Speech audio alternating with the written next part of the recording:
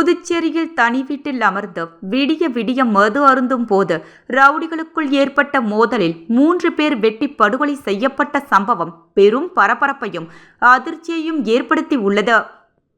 Puducherry rainbow நகர் 7வது குறுக்கு தெருவில் அங்குள்ள பாழடைந்த வீட்டில் 3 பேர் இரத்த வெள்ளத்தில் கிடப்பதாக அங்கிருந்தவர்கள் காவல்துறைக்கு தகவலித்த நிலையில் காவல்துறை விரைந்து வந்து சோதனை மேற்கொண்டதில் அங்கு 2 பேர் வெட்டு காயங்களுடன் உயிரிழந்த நிலையிலும் ஒருவர் படுகாயமடைந்த நிலையில் கிடந்ததை அடுத்து படுகாயமடைந்த அவரை உடனடியாக அரசு மருத்துவமனைக்கு கொண்டு சென்றனர்.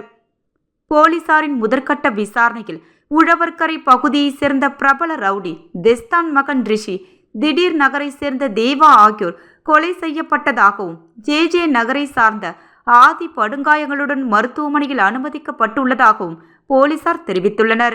தொடர்ந்து மருத்துவமனையில் அனுமதிக்கப்பட்ட ஆதியும் உயிரிழந்தார். இதையடுத்து இந்த 3 கொலை சம்பவம் குறித்து பெரியகடை போலீசார் வழக்கு பதிவு செய்து விசாரணை மேற்கொண்டு வருகின்றனர். மேலும் சம்பவ இடத்திற்கு டிஐஜி சத்யசுந்தரம் மற்றும் காவல்துறை அதிகாரிகள், மோப்ப நாய்கள், தடவியல் ஆய்வாளர்கள் சோதனை மேற்கொண்டு வருகின்றனர். முதற்கட்ட விசாரணையில் இறந்தவர்கள் அவர்களது நண்பர்களுடன் இப்பகுதியில் அமர்ந்து இரவு முழுவதும் மது அருந்தி உள்ளதாகவும் அதில் ஏற்பட்ட தகராறு கொலையில் நடந்திருக்கலாம் என தெரிவித்துள்ளனர். தொடர்ந்து கொலையாளிகளை போலீசார் தேடி வருகின்றனர்.